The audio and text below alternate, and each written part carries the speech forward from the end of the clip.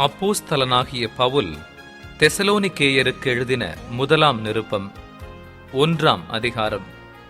பவுலும் சில்வானும் தீமோத்தேயும் பிதாவாகிய தேவனுக்குள்ளும் கர்த்தராகிய இயேசு கிறிஸ்துவுக்குள்ளும் இருக்கிற தெசலோனிக்கேயர் சபைக்கு எழுதுகிறதாவது: நம்முடைய பிதாவாகிய தேவனாலும் கர்த்தராகிய இயேசு கிறிஸ்துவினாலும் உங்களுக்கு கிருபையும் சமாதானமும் உண்டாவதாக.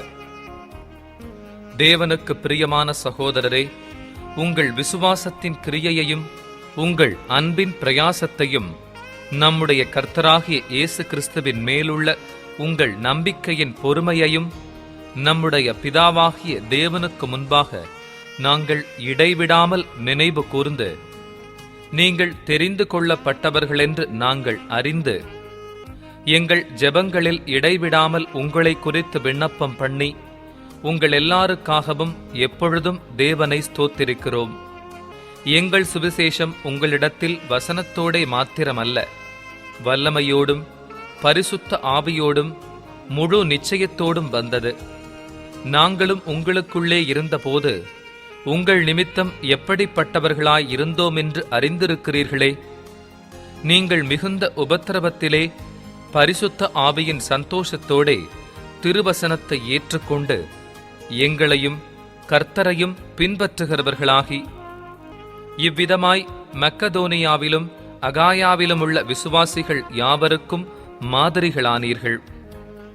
எப்படியெனில், உங்களிடத்திலிருந்து கர்த்தருடைய வசனம் மக்கதோனியாவிலும் அகாயாவிலும் தொனித்ததுமல்லாமல், நாங்கள் அதை குறித்து ஒன்றும் சொல்ல வேண்டியதாயிராதபடிக்கு தேவனை பற்றின உங்கள் விசுவாசம் எங்கும் பிரசித்தமாயிற்று. ஏனெனில் அவர்கள் தாமே எங்களை குறித்து உங்களிடத்தில் நாங்கள் அடைந்த பிரவேசம் இன்னதென்பதையும், ஜீவனுள்ள மெய்யான தேவனுக்கு ஊழியம் செய்வதற்கு நீங்கள் விக்கிரகங்களை விட்டு தேவனிடத்திற்கு மனம் திரும்பினதையும், அவர் மரித்தோரிலிருந்து எழுப்பினவரும் இனிவரும் கோபாக்கினையினின்று நம்மை நீங்களாக்கி இரட்சிக்கிறவருமாயிருக்கிற அவருடைய குமாரனாகிய இயேசு பரலோகத்திலிருந்து வருவதை நீங்கள் எதிர்பார்த்து கொண்டிருக்கிறதையும் அறிவிக்கிறார்களே. 2ஆம் அதிகாரம். சகோதரரே, நாங்கள் உங்களிடத்தில் பிரவேசித்தது வீணாயிருக்கவில்லை என்று நீங்களே அறிந்திருக்கிறீர்கள். உங்களுக்கு தெரிந்திருக்கிறபடி முன்னே பிலிப்பி பட்டணத்திலே நாங்கள் பாடுபட்டு நிந்தையடைந்திருந்தும் வெகு போராட்டத்தோடே தேவனுடைய சுவிசேஷத்தை உங்களுக்கு சொல்லும்படி நம்முடைய தேவனுக்குள் தைரியம் கொண்டிருந்தோம். எங்கள் போதகம் வஞ்சகத்தினாலும் துராசையினாலும் உண்டாகவில்லை, அது கபடமுள்ளதாயும் இருக்கவில்லை. சுவிசேஷத்தை எங்களிடத்தில் ஒப்புவிக்கத்தக்கதாய் தேவன் எங்களை உத்தமரென்றெண்ணினபடியே நாங்கள் மனுஷருக்கு அல்ல, எங்கள் இருதயங்களை சோதித்தருகிற தேவனுக்கே பிரியமுண்டாக பேசுகிறோம். உங்களுக்கு தெரிந்திருக்கிறபடி நாங்கள் ஒரு காலும் இச்சகமான வசனங்களை சொல்லவும் இல்லை, பொருளாசையுள்ளவர்களாய் மாயம் பண்ணவும் இல்லை. தேவனே சாட்சி. நாங்கள் கிறிஸ்துவின் அப்போஸ்தலராக உங்களுக்கு பாரமாயிருக்க கூடியவர்களானாலும், உங்களிடத்திலாவது மற்றவர்களிடத்திலாவது மனுஷரால் வரும் மகிமையை நாங்கள் தேடவில்லை. உங்களிடத்தில் பட்சமாய் நடந்து கொண்டோம். பால் கொடுக்கிற தாயானவள் தன் பிள்ளைகளை காப்பாற்றுகிறது போல நாங்கள் உங்கள் மேல் வாஞ்சையாயிருந்து தேவனுடைய சுவிசேஷத்தை உங்களுக்கு கொடுத்ததுமல்லாமல், நீங்கள் எங்களுக்கு பிரியமானவர்களானபடியினாலே எங்கள் ஜீவனையும் உங்களுக்கு கொடுக்க மனதாயிருந்தோம். சகோதரரே, நாங்கள் பட்ட பிரயாசமும் வருத்தமும் உங்களுக்கு ஞாபகமாயிருக்கும். உங்களில் ஒருவனுக்கும் பாரமாயிராதபடிக்கு இரவும் பகலும் நாங்கள் வேலை செய்து தேவனுடைய சுவிசேஷத்தை உங்களிடத்தில் பிரசங்கித்தோம்.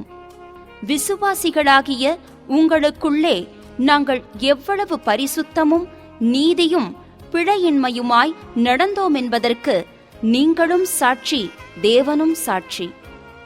மேலும் தம்முடைய ராஜ்யத்திற்கும் மகிமைக்கும் உங்களை அழைத்த தேவனுக்கு நீங்கள் பாத்திரராய் நடக்க வேண்டுமென்று தகப்பன் தன் பிள்ளைகளுக்குச் சொல்லுகிறது போல நாங்கள் உங்களில் ஒவ்வொருவனுக்கும் புத்தியும் தேறுதலும் எச்சரிப்பும் சொன்னதை அறிந்திருக்கிறீர்கள். ஆகையால் நீங்கள் தேவ வசனத்தை எங்களாலே கேள்விப்பட்டு ஏற்றுக்கொண்டபோது அதை மனுஷர் வசனமாக ஏற்றுக்கொள்ளாமல் தேவ வசனமாகவே ஏற்றுக்கொண்டதினாலே நாங்கள் இடைவிடாமல் தேவனுக்கு ஸ்தோத்திரம் செலுத்துகிறோம். அது மெய்யாகவே தேவ வசனம்தான். விசுவாசிக்கிற உங்களுக்குள்ளே அது பெலனும் செய்கிறது. எப்படியெனில் சகோதரரே, யூதேயா தேசத்தில் கிறிஸ்து இயேசுவுக்குள்ளான தேவனுடைய சபைகளை நீங்கள் பின்பற்றினவர்களாகி அவர்கள் யூதராலே எப்படி பாடுபட்டார்களோ அப்படியே நீங்களும் உங்கள் சுய ஜனங்களாலே பாடுபட்டீர்கள். அந்த யூதர்கள் கர்த்தராகிய இயேசுவையும் தங்கள் தீர்க்க தரிசிகளையும் கொலை செய்தவர்களும் எங்களை துன்பப்படுத்தினவர்களும் தேவனுக்கேற்காதவர்களும் மனுஷர் யாவருக்கும் விரோதிகளுமாயிருந்து புறஜாதியார் ரட்சிக்கப்படுவதற்கு நாங்கள் அவர்களோடே பேசாதபடிக்கு தடை பண்ணுகிறார்கள். இவ்விதமாய் எக்காலத்திலும் தங்கள் பாவங்களை நிறைவாக்குகிறார்கள். அவர்கள் மேல் கோபாக்கினை பூரணமாய் வந்திருக்கிறது. சகோதரரே, நாங்கள் இருதயத்தின்படி உங்களோடிருந்து சரீரத்தின்படி கொஞ்ச காலம் உங்களை விட்டு பிரிந்திருந்தபடியினாலே உங்கள் முகத்தை பார்க்க வேண்டுமென்று மிகுந்த ஆசையோடே அதிகமாய் பிரயத்தனம் பண்ணினோம். ஆகையால் நாங்கள் உங்களிடத்தில் வர 2 தரம் மனதாயிருந்தோம். பவுலாகிய நானே வர மனதாயிருந்தேன். சாத்தானோ எங்களை தடை பண்ணினான். எங்களுக்கு நம்பிக்கையும் சந்தோஷமும் மகிழ்ச்சியின் கிரீடமுமாயிருப்பவர்கள் யார்? நம்முடைய கர்த்தராகிய இயேசு கிறிஸ்து வரும்போது அவருடைய சந்நிதானத்திலே நீங்கள் அல்லவா அப்படியிருப்பீர்கள்? நீங்களே எங்களுக்கு மகிமையும் சந்தோஷமுமாயிருக்கிறீர்கள். 3ஆம் அதிகாரம். ஆகையால் நாங்கள் இனி பொறுத்திருக்க கூடாமல் அத்தேனை பட்டணத்தில் தனித்து விடப்படுகிறது நன்மை என்று நினைத்து இந்த உபத்திரவங்களினாலே ஒருவனும் அசைக்கப்படாதபடிக்கு உங்களை திடப்படுத்தவும் உங்கள் விசுவாசத்தை பற்றி உங்களுக்கு புத்தி சொல்லவும் நம்முடைய சகோதரனும் தேவ ஊழியக்காரனும் கிறிஸ்துவின் சுவிசேஷத்தில் எங்கள் உடன் வேலையாளுமாகிய தீமோத்தேயுவை அனுப்பினோம். இப்படிப்பட்ட உபத்திரவங்களை சகிக்க நாம் நியமிக்கப்பட்டிருக்கிறோம் என்று நீங்கள் அறிந்திருக்கிறீர்களே. நமக்கு உபத்திரவம் வருமென்று நாங்கள் உங்களிடத்தில் இருந்தபோது உங்களுக்கு முன்னறிவித்தோம். அப்படியே வந்து நேரிட்டதென்றும் அறிந்திருக்கிறீர்கள். ஆகையால் நான் இனி பொறுத்திருக்க கூடாமல் எங்கள் வேலை வீணாய் போகத்தக்கதாக சோதனைக்காரன் உங்களை சோதனைக்குட்படுத்தினதுண்டோவென்று உங்கள் விசுவாசத்தை அறியும் படிக்க அவனை அனுப்பினேன். இப்பொழுது தீமோத்தேயு உங்களிடத்திலிருந்து எங்களிடத்தில் வந்து உங்கள் விசுவாசத்தையும் அன்பையும் குறித்து நீங்கள் எப்பொழுதும் எங்களை பட்சமாய் நினைத்து கொண்டு நாங்கள் உங்களை காண வாஞ்சையாயிருக்கிறது போல நீங்களும் எங்களை காண வாஞ்சையாயிருக்கிறீர்கள் என்பதை குறித்தும் எங்களுக்கு நற்செய்தி சொன்னதினாலே, சகோதரரே, எங்களுக்கு நேரிட்ட எல்லா இக்கட்டிலும் உபத்திரவத்திலும் உங்கள் விசுவாசத்தினாலே உங்களை குறித்து ஆறுதல் அடைந்தோம். நீங்கள் கர்த்தருக்குள் நிலைத்திருந்தால் நாங்கள் பிழைத்திருப்போம். மேலும் நம்முடைய தேவனுக்கு முன்பாக நாங்கள் உங்களை குறித்து அடைந்திருக்கிற மிகுந்த சந்தோஷத்திற்காக நாங்கள் தேவனுக்கு எவ்விதமாய் ஸ்தோத்திரம் செலுத்துவோம்?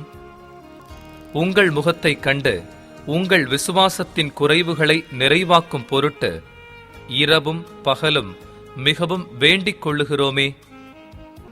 நம்முடைய பிதாவாகிய தேவனும் நம்முடைய கர்த்தராகிய இயேசு கிறிஸ்துவும் உங்களிடத்திற்கு எங்களை நேராக வழி நடத்துவாராக.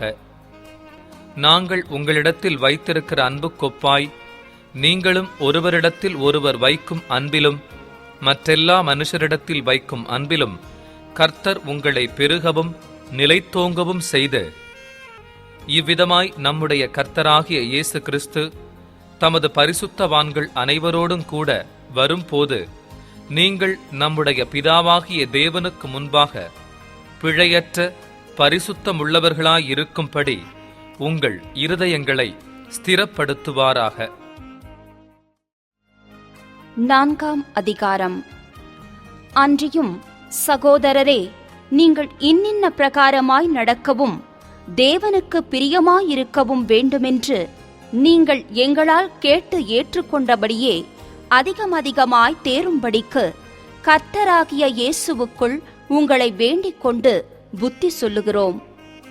கர்த்தராகிய இயேசுவினாலே நாங்கள் உங்களுக்கு கொடுத்த கட்டளைகளை அறிந்திருக்கிறீர்களே. நீங்கள் பரிசுத்தமுள்ளவர்களாக வேண்டும் என்பதே தேவனுடைய சித்தமாயிருக்கிறது.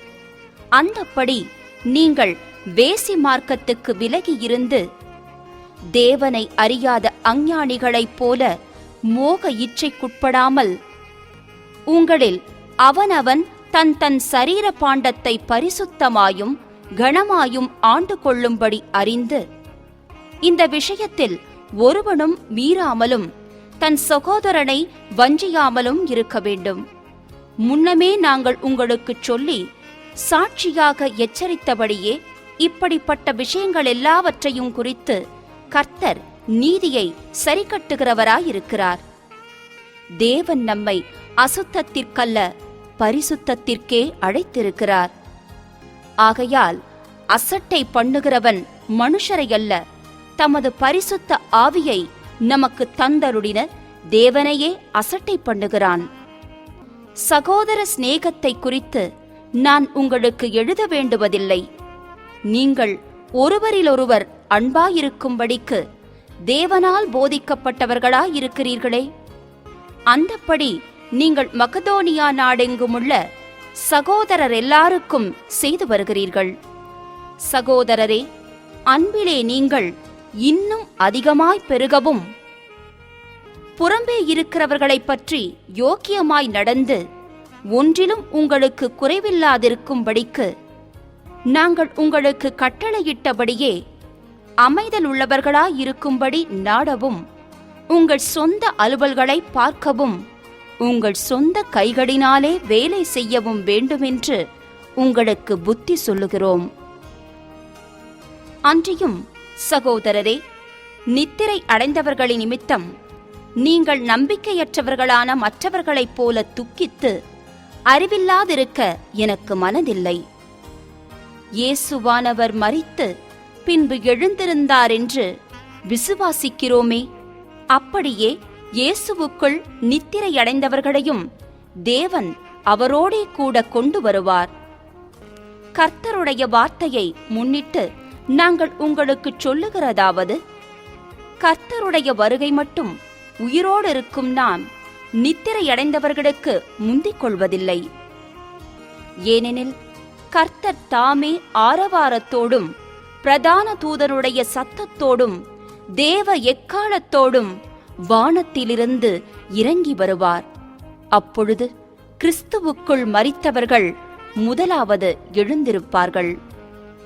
பின்பு உயிரோடிருக்கும் நாமும் கர்த்தருக்கு எதிர்கொண்டு போக மேகங்கள் மேல் அவர்களோடே கூட ஆகாயத்தில் எடுத்துக் கொள்ளப்பட்டு இவ்விதமாய் எப்பொழுதும் கர்த்தருடனே கூட இருப்போம்.